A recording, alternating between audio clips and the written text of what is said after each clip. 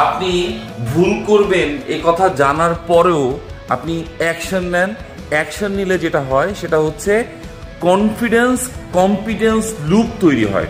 মানে আপনি একটা কাজ যখন শুরু করেন তখন আপনার কম্পিটেন্স বাড়ে, আর কম্পিটেন্স বাড়লে অ্যাকচুয়ালি আপনার কনফিডেন্স বাড়ে। So it's a loop. So আপনি যখন একটা কাজ শুরু করছেন, অ্যাকশন নিচ্ছেন, ভুল হবে জেনেও আপনি ওই কাজটা করার চেষ্টা করছেন, তাহলে যে ঘটনাটা আসলে ঘটে সেটা হচ্ছে আপনি ওই কাজটায় ভুল করবেন, আবার শিখবেন।